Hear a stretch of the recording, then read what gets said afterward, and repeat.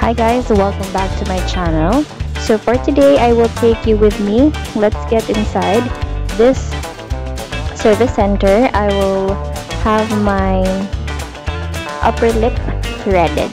So this is what I usually do every month because I have this condition wherein I would have excessive hair growth.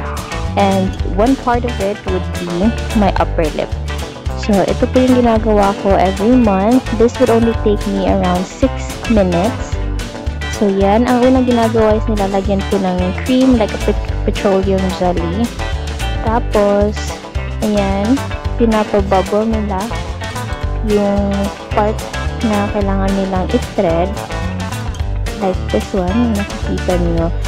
At first, super sakit po niya. As in, nagluluha po ako every time during my first few months na binibisita ako sa service center or sa salon. And then, as in, super nangingiyak-ngiyak talaga ako every time at minsan namumula pa yung upper lip ko. But, at saka dyan, nakikita nyo. But, since I've been doing this since 2012, I think, so, medyo nasanay na ako. Hindi na siya ganun kasakit.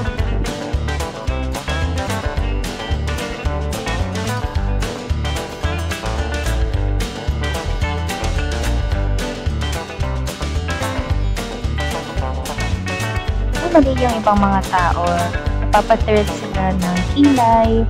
But for me, I'm satisfied na with my brow. So, I don't do anything with it now, or sometimes I would do it on my own. Tinitrim ko lang siya or gumagamit ako ng tweezers. And yun lang ginagamit ko sa edges lang just to make sure na parang okay pa yung itsura niya.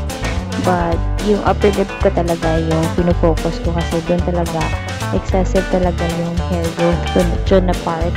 As in, super parang akong lalaki. May bigote talaga ako, especially before. But now, sobrang parang naging mas manipis na yung tubo ng hair ko sa upper lip kasi hindi mo siya pwedeng i-shave katulad na sa mga lalaki kasi pag sinave mo siya mas kakapal yung tubo niya at magiging pangit talaga yung tubo parang sa lalaki, so hindi siya as smooth as compared to mag-threading ka. Sabi nila okay din daw ang waxing pero I have not tried that before for my upper lip.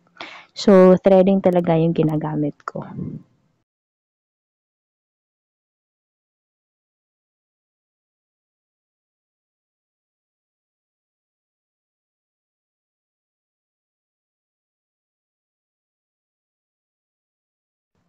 At ayan na po, tapos na after 6 minutes, ipapakita po nila sa inyo, ipapacheck kung okay na ba or satisfied ka na ba. Pag hindi pa, pwede mo pang ipatanggal talaga yung mga maliliit na buhok. Sometimes kasi, mas difficult na siyang i-thread kung yung mga maliliit. Pero sometimes din, super perfect yung pagkakagawa nila as in wala talagang natitira. But for this one, I'm satisfied already and then they will add like a smoothing cream para hindi siya masyadong maging mahapde or something yung sensation niya. So, that's it. After 6 minutes, ito na po yung result ng aking upper